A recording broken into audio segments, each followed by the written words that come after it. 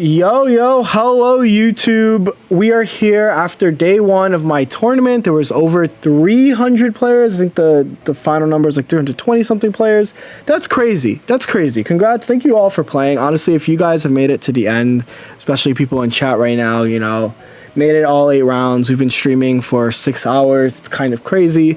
But with that, there is a lot of decks to talk about, right? A little bit of where the meta is going. And I think this meta has been a pretty solidified meta, but there's still some things to talk about, right? I think the first thing I want to note is that there is a Sylveon Greninja player. One singular Sylveon Greninja player has made it all the way to the promised land.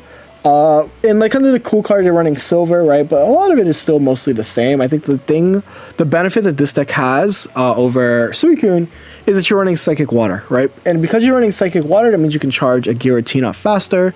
And you do have the evolutions. It is still like tricky, right? You have to play, like playing Eevees, fill your bench, playing Greninjas, fill your bench.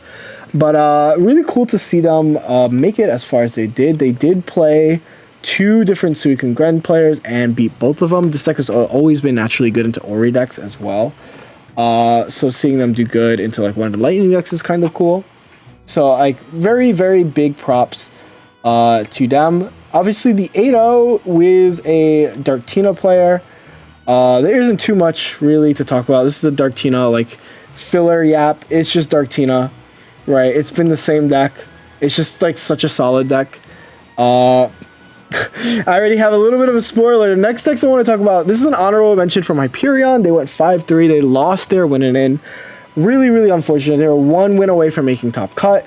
But they were using a refined version of Dark Arceus. The daycare is what we're calling it. There's 7 different babies. Tyrogue is really cool as it allows you to get like pretty cool reach with Darkrai.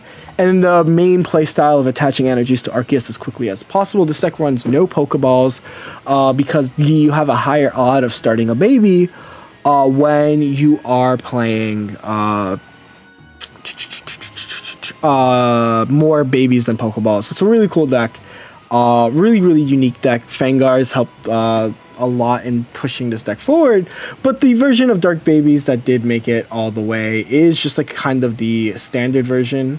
I have so many decks open that I'm like struggling to find these decks. This is 2 Tyrogue over Kamala is a very interesting choice. This deck is just the usual standard variant, right? This one's running double red, as you should, right? You're going to notice the biggest meta trend besides Repel. A lot of people run double red. Lots of decks run double red. Double red is such an important thing for certain decks to hit ranges, right? This allows Arceus to hit 170, which KOs the entire meta. So it's really, really cool to see. And of course, the Kamalas in this version is the Oricorio killers. Another deck I wanted to talk about is Arceus Pichu. So this deck actually is running the Healing Shaman, which is like pretty fun because this is an Oricorio deck at the end of the day. They are using water energy as noted by the Irida. This might be solo water, this might be lightning water, but this deck has an insane matchup into Darktina, right? Because you have Oricorio plus Shaman.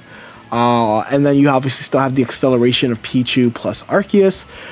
This is a strong deck, right? It's really cool. This guy cooked, and they are in day 2 in contention to win this entire tournament. So shout out to Lasso Master for kind of bringing back a good one. Obviously, they didn't play a single Darktina. Maybe their luck will change tomorrow.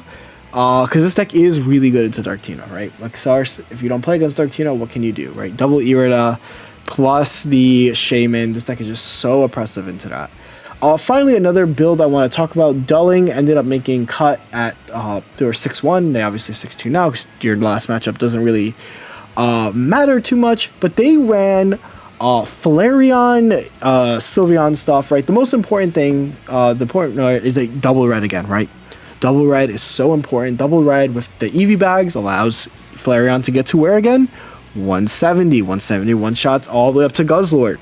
Very, very important calc to have in the meta. And they also did play a ton of Guzzlord decks, so they kind of like had a daunting bracket and were able to like make it as far. I think this is still the best Eevee box deck that you can run. Obviously, there you can run Leafeon, but we've talked about why people don't run Leafeon anymore is because it's just extra bench space, which allows something like Suicune to kind of prey on you. This deck has a little bit more control over what your bench looks like, and that is like again so important in those matchups that it ends up mattering, right? Another deck I kind of want to talk about is this guy was 6-0, so he already made cut. These two players running Silvally, Zeraora, right? This is just 2 Sylv, 2 Zera, no Oris, just these guys. And they went extremely far. I'm very interested. I want to talk about this deck. Again, notice the double red. I cannot stress that. This deck is really interesting. It's probably my favorite Zeraora deck because it has the highest odds of starting Zera, but the gameplay doesn't revolve around there, right? There's no elemental switches, there's no dawns. You do not need that in this deck. These Zeraoras are just extra bodies. This deck actually has more effective HP than Dark Tina. Dark Tina is going to be 140 plus a 150 to get through 2 prizes, right? Or 3 prizes. This deck is actually 110, 110, 90, right? That's a lot of HP. So very cool to see, right?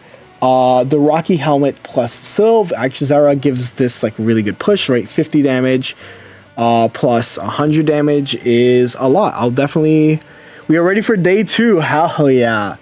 The Mars is also just extremely strong, right? Like this is, again, you're playing a Silvally deck. This might be one of the best Silvally decks. Both players, like I said, made day 2 extremely quickly, but you only need 6 wins to make it to cut, and then you can just rest for the rest of the day. Double red, so strong. Nothing else to really talk about. The double Cyrus is really cool because, again, this deck is a low damage deck. So people are going to switch around a lot. So the double Cyrus is like, no, you are not switching out. 40 players made it through. It was a rough one, right? I love that, though. I didn't want like a big cut, so that makes me happy. Another deck of a player that did make it to is Padron. Padron is running Raikou Ori, right? This is a really powerful deck. Another deck that just has a lot going for it. I even made a YouTube video on this deck. Obviously, I was running Zera, but I did talk about how I think running Ori is one of the best ways that you can do.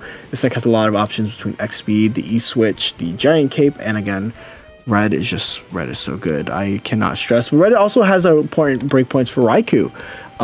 Red with Raikou allows you to get a 2-hit KO on Giant Cape Suicunes. So really cool to see that is like one of the cool benchmarks.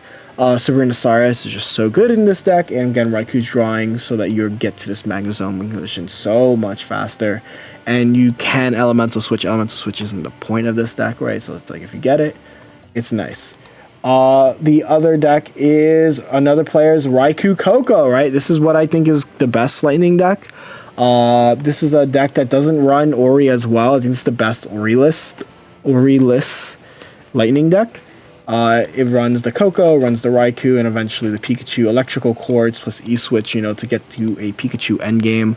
It's really strong. It's really oppressive when it's working. Of course, the deck does rely on Zeraora. And finally, we have a Dragonite deck that went 6-1 and made a cut. It is probably, I've always said it, this is the best way to run Dragonite. You're going to run Sylveon, right, to get to the Dragonite, and then you have the Mantyke Pichu. You have Find the Friends, so you can really dig deep into your deck and get the pieces that you need to win.